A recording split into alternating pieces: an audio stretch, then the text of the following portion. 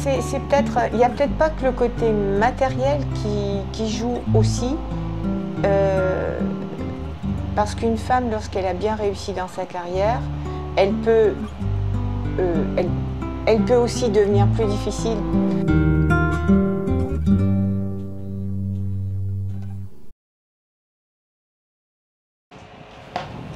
Regarde-moi.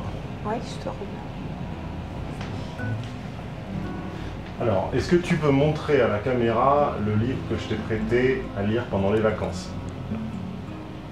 Tu m'as demandé, ou alors déjà, est-ce que tu peux confirmer aux gens qui nous regardent que tu es bien ma mère? Oui, je suis la maman de Stéphane Edouard. Bon, tu t'es retrouvé donc dans les mains avec un livre dont je ne pensais pas que tu le terminerais, et finalement tu l'as dévoré assez vite. Tu as mis 3 jours, tu l'as terminé en 3 jours. Alors on va le faire dans l'ordre un petit peu comme mes notes de lecture à moi. Je vais te demander en premier de quoi ça traite en général, et puis après des questions plus précises. Mais pour ceux qui ne connaîtraient pas Esther Vilar, qui ne connaîtraient pas sa trilogie, ils ne sauraient pas de quoi parle cette femme, j'en ferai sur l'article dont le lien sera ci-dessous, j'en dirai plus sur elle, puis vous pourrez également consulter mes autres fiches de lecture sur elle, mais dis d'abord aux auditeurs, comment ils s'appellent, les visionneurs, les téléspectateurs, les auditeurs, de quoi ça parle en général. C'est de la relation homme-femme avec donc ce que l'homme attend et fait dans la vie par rapport à la femme, et la femme ce qu'elle attend de l'homme et ce qu'elle fait aussi dans sa relation avec l'homme. Et qui donne cette... dans le livre, l'auteur pense que les femmes sont effectivement des manipulatrices et que l'homme est un être manipulé, comme le dit le titre. Mais le livre mérite d'être lu. Donc ce postulat de départ, elle l'éclaire par des exemples, une démonstration, des anecdotes, des histoires, j'imagine. Est-ce que dans ces exemples, anecdotes, histoires, etc., une ou deux comme ça qui te reviennent en tête et qui t'ont marqué? Pour les hommes, donc elle parle de l'homme, pour l'auteur, l'homme est manipulé, mais à côté de ça, la femme exerce une sorte de fascination pour l'homme, parce que l'homme, dans son activité, il crée, il fait des choses qui sont destinées à mettre la femme en valeur. Il est quand même ébloui par une femme qui va être belle, mannequin, bien habillée. Tout ça, il y a quelques femmes qui le font, mais la plupart ce sont des hommes qui ont créé des choses à l'avantage pour avantager les femmes, y compris dans leur... Après, ça c'est la partie plutôt agréable et plus luxueuse, mais même au quotidien, ce sont principalement les hommes qui ont fait des créations pour que la vie quotidienne de la femme soit allégée, ne serait-ce que par la création de matériel ménager, d'appareils ménagers, de choses comme ça. Donc si je comprends bien, les hommes sont à l'origine de deux aspects fondamentaux de la relation. Premièrement, c'est eux qui ont créé le confort logistique des femmes au quotidien par la technique. Oui, puisque 99 ou 18 ou 17% des objets qui t'entourent, même à l'endroit où tu te trouves, sont des créations d'hommes et pas de femmes. S'il n'y avait que des créations de femmes, il n'y aurait rien absolument autour de toi, à part peut-être la table et la chaise, et encore. Donc ça, c'est le premier élément. Et le second, c'est que le culte de la beauté et tout l'univers marchand autour de la beauté féminine, selon l'auteur, ou selon toi, ou selon les deux, je ne sais pas, est aussi à mettre au crédit de l'homme. Et il y contribue, enfin, il s'y intéresse énormément. Parce que si on prend, alors je vais prendre le côté peut-être un peu superficiel, mais quand on voit tout ce qui tourne autour, par exemple, de la vie des mannequins, le mannequinat, ce qu'on est en train d'en faire, ce qu'on en a fait, ce qu'on continue à en faire, on attend d'une femme qu'elle soit représentative de ce que l'homme attend, et si on se fie à ça, l'homme veut une femme grande, belle, mince, pas forcément plutôt maigrichonne si on en croit les couturiers, mais on se rend compte que les hommes ont tendance, même aujourd'hui les hommes qui vivent dans un certain milieu, c'est évident que ce n'est pas le milieu ouvrier, entre guillemets, mais ils vont choisir ou ils vont se choisir l'un l'autre, l'homme et la femme, mais généralement la femme sera belle, elle sera agréable, elle aura une belle stature, elle sera... Après, qu'est-ce qu'il y aura dans sa tête, souhaitons qu'elle est... Mais généralement maintenant, les femmes sont quand même sont diplômées, ont une bonne éducation, une bonne instruction. Mais alors pourquoi le livre s'appelle L'homme manipulé? Parce que rien de tout ça nous dit pourquoi l'homme est manipulé alors. Alors voilà, mais là l'auteur pense que la femme, pratiquement que la femme n'est pas sincère quand elle rencontre un homme et qu'elle a envie soit de vivre avec lui, soit de l'épouser s'il lui demande ou s'il se le demande entre eux. Mais on a l'impression que tout est manipulation au niveau de la femme, effectivement, tout est calculé. C'est-à-dire que la femme commence ses études, ok, mais elle est susceptible de les interrompre assez facilement, pourquoi pas. Elle recherche un compagnon, ça doit être ça peut être effectivement soit pendant ses études, soit dans le milieu où elle se trouve, etc. Mais il y aurait, d'après l'auteur, ce qui doit arriver, bien sûr, mais je ne pense pas que ce soit général. Il y a une arrière-pensée, c'est-à-dire de trouver l'homme idéal ou parfait qui va lui permettre à la fois d'avoir un compagnon qui va la soutenir dans la vie, en même temps qui va lui éviter d'avoir à travailler peut-être à l'extérieur, à faire une carrière.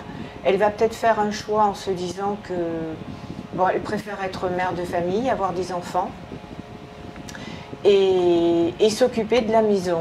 Et pour l'auteur, le fait qu'une femme choisisse de rester à la maison et de s'occuper de son foyer, en fait, c'est une forme de manipulation, c'est-à-dire qu'elle demande à l'homme, elle attend de l'homme qu'il travaille plus, qu'il fasse une carrière, qu'il évolue dans sa carrière pour avoir un statut à la fois plus confortable et aussi davantage d'argent pour lui permettre à elle, à la maison, de vivre bien et avec ses enfants. Et ce qui me paraît quand même un peu fort, c'est que l'auteur pense que la femme choisit de rester à la maison parce que, en fait, à la maison, elle n'a rien à faire.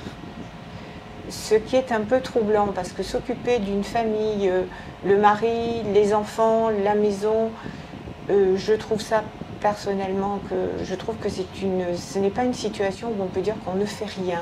C'est pas forcément toujours valorisant, mais c'est très important pour une femme de ce qu'on peut dire tenir une maison. Et est-ce que tu ne penses pas qu'il y a une différence entre tenir une maison toute seule, comme tu l'as fait, ce qui n'était pas très difficile parce que j'étais quand même un enfant facile, qui avait toujours des bonnes notes, sans aide, qui n'a jamais fait de conneries, et, on va oublier mon cas personnel, c'est quand même peut-être plus facile de tenir une maison avec des aides, des gouvernants, des gens qui font le ménage, des gens qui vont chercher les enfants à l'école, etc., que sans. Donc il est quand même peut-être difficile de mettre dans le même panier une femme qui bénéficie de personnel de ménage, de crèche ou de gens qui gardent ses enfants et qui a les moyens au moindre clou ou à la moindre vis qui se dévisse dans la maison de immédiatement avoir un monsieur en tablier bleu qui vient la revisser, d'une femme qui doit retapisser les pièces toute seule tous les 10 ans, c'est pas tout à fait la même chose. Justement, tu as tout à fait raison, parce que quand je lisais ce livre, et je trouvais que l'auteur s'était orienté principalement sur un milieu très particulier, qui n'est pas celui de toutes les femmes et des femmes de situation. Non, ce milieu-là n'est pas celui de toutes les femmes, mais pense à tes collègues, pense à tes amis et pense à toutes les femmes que tu as croisées. Oui, justement. Quelle est leur vie idéale et de quel milieu rêvent-elles et de quelle vie rêvent-elles? Alors c'est vrai que là... Tu travaillais, il n'y avait que des femmes, hein. Enfin, on peut dire ce que tu Oui, fais, à la retraite, tu fait. travaillais dans un IUT, dans une fac, tu travaillais avec 90% de femmes, 80% de femmes. Oh, à peu près, oui. De quoi rêvait-elle? Alors elle rêvait d'avoir effectivement d'avoir davantage d'aide, de pouvoir être déchargée un peu des tâches ménagères et d'avoir quelqu'un pour les aider. Les maris souvent étaient pas toujours très favorables à donner un coup de main à la maison. Ça se fait de plus en plus maintenant, mais pas trop à l'époque. Penses-tu que l'auteur ait donc tort ou raison en me disant que les femmes, de ce que tu as observé, hein, surestiment un peu finalement la difficulté de tenir la maison et que en fait, pour faire carrière pour l'homme, c'est peut-être source de beaucoup plus de stress que de donner 3 pilules au gamin quand il s'est fait mal au genou. Moi, c'est pas exact. Enfin, je sais pas s'il faut vraiment le considérer comme ça, parce que faire carrière, bien sûr que ça, quand tu as fait des études, que tu as des diplômes, tu as une belle situation, etc. Oui, mais c'est vrai que ça nécessite beaucoup d'implication. Mais s'occuper d'un enfant, s'en occuper correctement et tout, alors c'est sûr que le côté, oui, donner un petit comprimé, mais élever les enfants, ce n'est pas que ça s'arrête pas au comprimé, c'est plus que ça. Donc je sais pas si on peut vraiment, je dirais, comparer les deux situations. Pense à tous les couples que tu connais qui dominent. Donc on parle de gens qui ont aisément plus de 60 ans, pour être gentil. Qui domine, l'homme ou la femme? Qui décide? Qui décide des dépenses? Qui décide des vacances? Qui décide des choix pour les enfants? Et qui décide où on va et quand et pourquoi? L'homme ou la femme? Ah ben, ça dépend des couples. Tu as des couples où mais le plus souvent. Alors, pour les plus âgés, on va dire, c'était souvent l'homme qui décidait parce qu'il estimait que c'est lui, il était le chef. Il était le chef, il travaillait. Non, ça c'est ce que tu as vu ou c'est ce que tu penses? Ah, c'est pas ce que je pense, ça je l'ai constaté, mais c'était quelqu'un de plus âgé. Donc après, je pense qu'il y avait quand même un partage, une discussion. C'était pas décidé comme ça. Qui décide dans les couples que tu connais de l'achat du canapé et du lieu des vacances prochaines? Qui décide, l'homme ou la femme? La plupart du temps, c'est la femme qui s'implique là-dedans, qui cherche le lieu de vacances, c'est elle qui fait le shopping pour choisir le canapé et tout ça. Généralement, elle amène son mari. Donc l'homme décide de quoi dans un couple à la fin? Alors, peut-être pas mais c'est aussi des cas particuliers, mais il décide peut-être pas effectivement de tout ce qui touche véritablement à la maison, parce que c'est quelque chose qu'il laisse volontiers à la femme, à sa femme, parce que ça doit peut-être aussi le libérer, peut-être parce que ça ne l'intéresse pas vraiment, de s'occuper de meubler là, sauf si c'est quelqu'un qui est passionné par la décoration. Mais il décide de quoi à la maison alors? Je pense qu'il doit décider comment peut-être des grandes orientations de ce qu'on va faire dans la maison. Est-ce qu'on va acheter un appartement? Est-ce qu'on reste dans cette maison? Qu'est-ce qu'on fait là? Ça peut être aussi la femme qui va lui souffler un petit peu. Mais le plus souvent, c'est qui?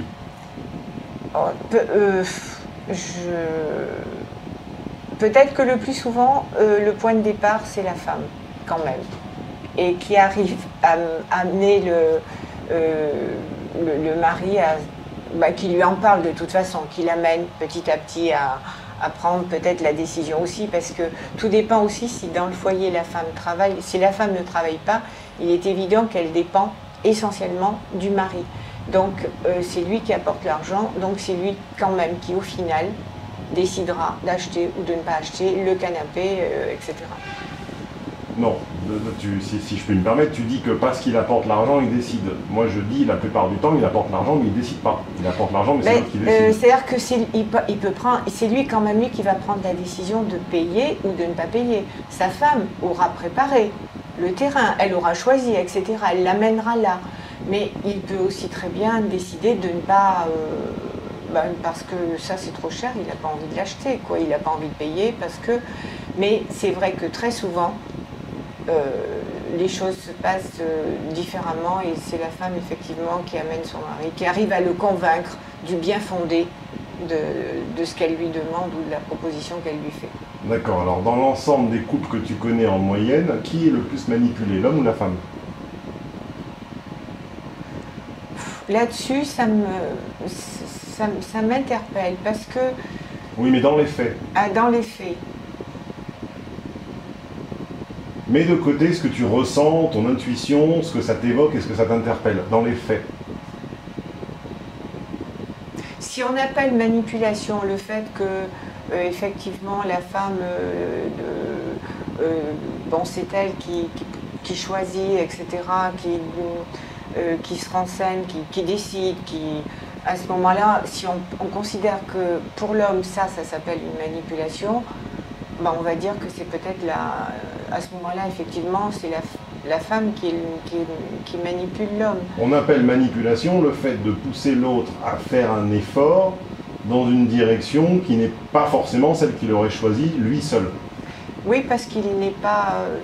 en fait, ce sont deux personnages différents, l'homme et la femme. Donc l'homme n'est pas attiré par les mêmes besoins, pas forcément les mêmes envies, même s'il a envie d'avoir un confort, etc.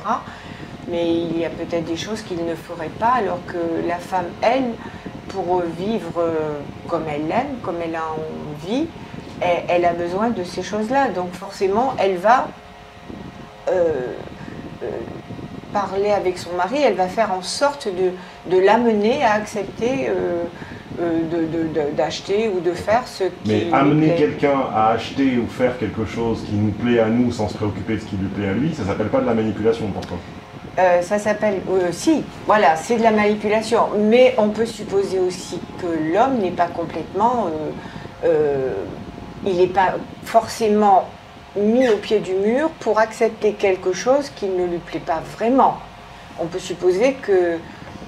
Parce que si ça ne lui plaît pas vraiment, il peut dire, bon, ben, celui-là ne me plaît pas, ça ne me plaît pas, on va faire autrement. Oui, mais sauf que s'il y a des accords prolongés, à un moment, il y a séparation. Oui. Et dans le cas d'une séparation, de façon générale, en excluant ton cas personnel, de façon générale, qui part avec le plus? De ce que tu as vu autour de toi ou autour de ta vie? Les femmes ou les hommes? Là aussi, enfin, qui garde les enfants et la maison? Qui garde les enfants la plupart du temps, c'est la femme. Qui garde la maison? Qui garde la maison, ben, c'est pas toujours, parce que quelquefois, justement... Oui, mais le plus souvent?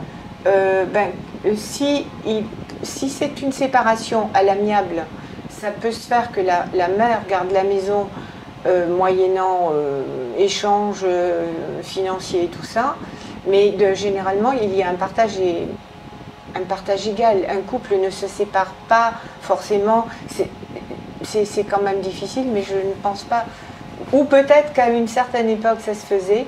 Aujourd'hui, je pense que c'est bien différent. Et généralement, tu souhaites ou tu constates? Je l'ai constaté. Entre ce qu'on veut et ce qui existe. Je l'ai constaté pour certaines collègues, mais de mon époque, il n'y avait pas énormément... Enfin, il y avait des séparations, mais pas énormément. Et moi, j'avais constaté que la femme était dans une situation plus délicate que l'homme quand elle se retrouvait seule avec ses enfants. Parce qu'il y avait, par exemple, une pension alimentaire pour les enfants, mais selon la situation de l'homme, la pension alimentaire, elle était versée ou pas versée. Et quelquefois, la femme devait engager un procès pour faire verser la pension alimentaire au père de l'enfant qui très souvent était parti avec une autre, avait d'autres enfants et ne s'intéressait pas du tout au premier enfant qu'il avait eu. L'auteur a-t-elle totalement raison, partiellement raison, totalement tort? Moi, je dirais qu'elle n'a pas totalement tort, mais je ne dirais pas non plus qu'elle a totalement raison, sauf et même dans un milieu bien spécifique, je ne pense pas que ce soit aussi facile à exprimer. Mais les femmes que tu connais n'ont pas de feuille de route, maison, enfants, etc., qu'elles suivent au long de leur vie et pour lesquelles les hommes sont finalement des ponts, des escaliers, des marches d'escalier, des ressources. De celles que je connais de ma génération, mes amis, enfin de celles que je connais de mon âge, pas tant que ça. Alors maintenant, peut-être que parmi les plus jeunes, ça se fait aussi, et ça dépend du milieu dans lequel tu es, ça dépend aussi de la situation que tu as, puisque maintenant de plus en plus de jeunes femmes, même moins jeunes, travaillent, parce que c'est aussi un besoin pour une femme, pour la femme de travailler, pour justement se sortir de la maison, avoir une autre vie. Et là, à partir de là, peut-être qu'il y a d'autres raisonnements qui se font. Ne pas oublier aussi qu'il y a de plus en plus de femmes qui ont choisi, quasiment, peut-être aussi à cause de leur carrière, mais lorsqu'elles veulent faire carrière, elles ont choisi d'être, elles sont finalement seules, célibataires, et elles ont peut-être plus de difficultés, mais c'est un choix de leur part. Ne pas vouloir s'arrêter à avoir des enfants, un mari. Elles veulent évoluer et elles sont de plus en plus indépendantes. Tu penses que les femmes célibataires ne veulent pas de mari ou qu'elles n'en trouvent pas? Peut-être pas qu'elles n'en veulent pas, mais elles attendent de lui un certain nombre de choses et peut-être qu'elles ne trouvent pas le mari idéal ou celui qui va accepter de vivre comme elles le voudraient peut-être. Est-ce qu'elle ne serait pas par hasard un peu hypergame? C'est-à-dire, est-ce qu'elle ne chercherait pas finalement un homme de statut supérieur, sauf que plus ton statut à toi est haut, plus au-dessus, le réservoir est petit? C'est possible aussi. Tu n'as jamais constaté ça? Ben, c'est-à-dire que dans ma génération, moins. Mais aujourd'hui, je pense que c'est tout à fait possible, effectivement, parce qu'à partir du moment où tu as un certain train de vie, où tu es habitué à une certaine vie, tu n'as pas forcément envie de te retrouver au statut inférieur. Donc tu demandes plus, mais tu attends peut-être aussi... il n'y a peut-être pas que le côté matériel qui joue aussi, parce qu'une femme, lorsqu'elle a bien réussi dans sa carrière, elle peut aussi devenir plus difficile pour retrouver le conjoint idéal, celui qui va peut-être lui permettre soit d'avoir des enfants, tardivement ça se fait de plus en plus, et elle est peut-être un peu plus difficile qu'elle n'aurait pu l'être si elle s'était mariée comme autrefois à 20 ans ou à 25 ans, puisque maintenant les femmes, elles prennent du temps pour leurs études, du temps pour faire leur carrière, et après elles commencent à s'intéresser à leur vie, on va dire leur vie personnelle, leur vie familiale, est-ce qu'elles attendent, est-ce qu'elles veulent. Et puis quelquefois certaines en souffrent parce qu'elles se rendent compte que tout compte fait, elles ont consacré beaucoup à leur travail et qu'elles sont seules. Maintenant, d'autres s'en accommodent parfaitement parce qu'elles sont très indépendantes, très autonomes. Et puis d'autres attendent d'avoir une vie familiale, mais quelquefois elles choisissent aussi d'avoir un enfant et de l'élever seule. Donc, pour quelles raisons ne veulent-elles pas forcément avoir un conjoint avec elles, alors qu'un enfant a besoin d'un père et d'une mère? La mère ne remplacera jamais le père et le père ne remplacera jamais la mère. Ça, je ne sais pas, parce que aujourd'hui, c'est ce qu'on voit souvent. Un mot de conclusion sur ce livre? C'est un livre qui interpelle et qui amène quand même à se poser quelques questions. L'auteur conclut en disant que les femmes devraient changer, mais elle ne nous donne pas, elle ne fait pas de proposition. Et alors, bien sûr, ce sont des femmes d'un certain milieu, parce que quand on lit ce livre, on ne peut pas s'empêcher de penser à d'autres régions, d'autres pays du monde où les femmes n'ont pas cette vie-là. Elles sont considérées presque, le mot est un peu fort, mais en situation d'esclaves, et où on ne leur demande pas forcément leur avis. On va les marier, très souvent on ne leur demande pas leur avis, on les marie contre leur gré très jeunes. Elles servent de dot, elles se retrouvent par exemple dans la famille du mari qui ne va pas bien les traiter, au contraire qu'il se servira d'elles comme vraiment d'une bonne. Et d'autres pays où il existe encore l'excision, et ça c'est parfaitement horrible. Donc je crois qu'il y a encore beaucoup à penser, et toutes les femmes ne vivent pas comme celle que décrit l'auteur Esther Vilar. Et il faut que les femmes changent, mais il faudrait que ça change dans les deux sens.